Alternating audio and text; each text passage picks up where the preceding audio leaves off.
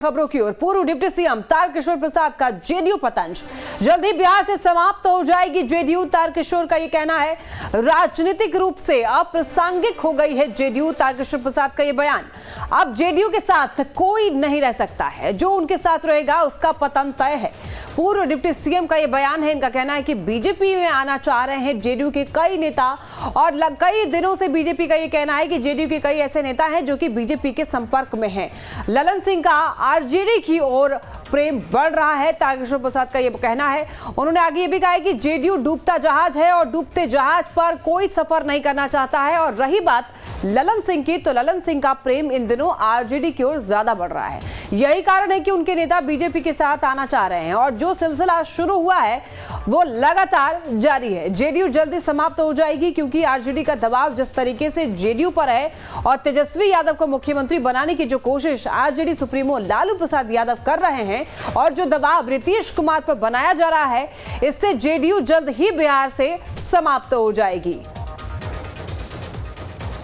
देखिए, जनता दल यूनाइटेड की जो राजनीतिक हैसियत है बिहार में धीरे धीरे लगभग समाप्त हो रही है, क्योंकि जनता दल यूनाइटेड के नेता ने अपनी राजनीतिक विश्वसनीयता को खो दिया है, और एक राज्य में अपनी राजनीतिक हैसियत रखने वाला दल अब अपने नेता को प्रधानमंत्री बनाना चाहता है।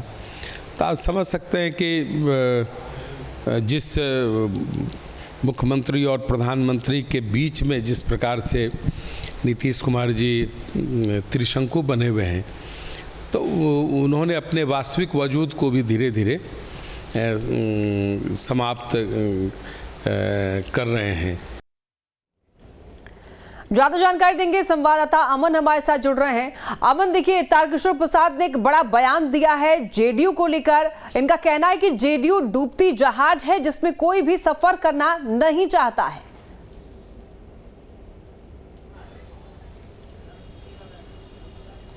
जी बिल्कुल लक्ष्मी, जिस तरीके से लगातार जेडीयू के नेता जेडीयू का साथ छोड़ रहे हैं, रणबीर टंडन के बाद अब ललन पासवान ने भी जेडीयू का साथ छोड़ दिया, और उन्होंने गंभीर आरोप जेडीयू के राष्ट्रीय अध्यक्ष पे लगाए थे।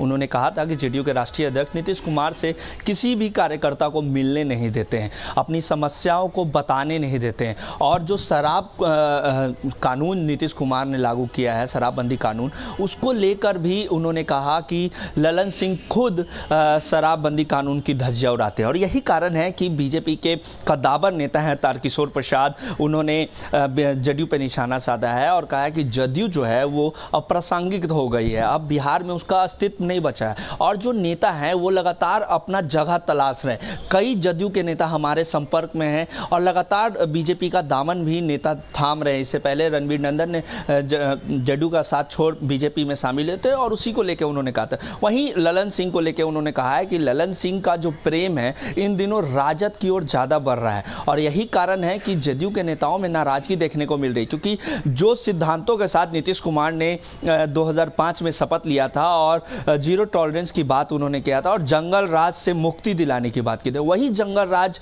के जो नेता हैं और जो पार्टी है उसके साथ नीतीश कुमार गलबैयां कर बैठे, और यही कारण है कि तमाम जो जेडीयू के नेता हैं वो नाराज दिख रहे हैं। और जदयू डूबता जहाज है, और डूबते जहाज पे कोई सवारी नहीं करना चाहता है, और लगातार जो नेता हैं वो बीजेपी के संपर्क में, और चुनाव से पहले देखिएगा कि जेडीयू नाम की जो पार्टी है वो पूरी तरीके से समाप्त हो जाएगी। लक्ष्मी, ठीक है अमन, आप बने रहिए, आगे भी अपडेट लेंगे आपसे।